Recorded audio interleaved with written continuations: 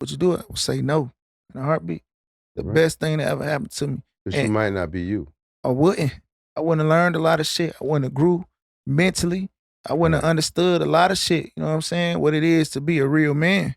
You heard I was still moving like a kid, moving like a shorty, thinking shit sweet, not understanding how these people work. And it took for me to go to the feds to even become more strategic with how I move and more disciplined. Because one thing about the feds, both of y'all know that the feds is political and disciplined.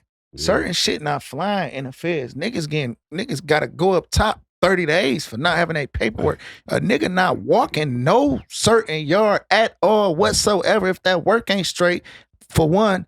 And a nigga can't put that on no nigga without having no proof. And a nigga that put that on a nigga, he gotta go up top for saying that. You can't even say that in the feds. And guess what? If y'all don't send them up top, then we gonna send the whole car up top. We gonna run all y'all up. All y'all gotta go.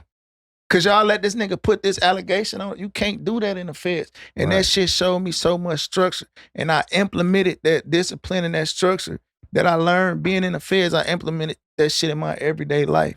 You know what I'm saying? You know, I did most of my time out west. Out west and in the Northwest. Heavy politics. They ever had you in the USP? Yeah. Oh, ain't nothing. Lewisburg. You was in Lewisburg? I was in USP. That shit's so fucking political, ain't it? Yeah. You was in the Smooth program? I was in the Smooth program. When it was 18 How long months. they had you in the Smooth? 2 years. Get the fuck out of here. I did 3 total. I did 9 months waiting to go in the hole, in the shoe. And then I did 2 more years in 23 and 1. They put niggas in a Smooth program that they feel like got too much influence. How that shit, ain't that way? It's like got too much influence on the yards. I'm gonna tell you the criteria what they used to say. I was in Atlanta shoe in 2011 when I crashed. I crashed with the DC dudes over at Jessup. But my influence was so strong on that yard that they told me and they asked me, my right-hand man was Big Fry from West Palm Beach.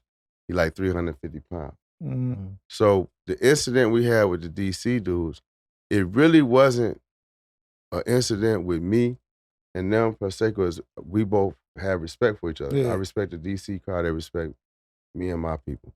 But it was a dude that was from Miami/New York.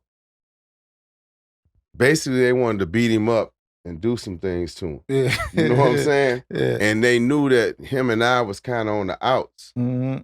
But again, just like the one situation I had just told you about, I couldn't see letting them do nothing to him. Facts, because he under the So car. when they swung on him and Fry got in the middle of it,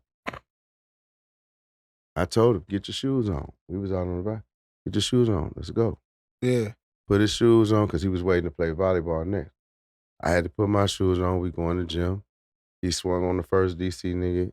He seen, and like 3 or 4 of them rushed. Yeah. So I started slanging niggas off of him. So it was like one of my mans from New York, one of my mans from Savannah, and me was the ones that was really fighting. You know? But it wasn't no cameras in the gym. And it ain't. And then we had the door. So the DC dudes couldn't get out without us leaving. Mm. So it was a 5-minute move, just so happened. But when we finished fighting, Fry was like, "Nah, finish it." I'm like, "Fuck no, I'm going to get my knife." You know what I'm saying? Yeah, because these niggas ain't gonna play fair. Not DC niggas. So we all racing down the sidewalk, walking as fast as we can, to try to get back to the unit. I got a couple of dudes I'm cool with in my unit.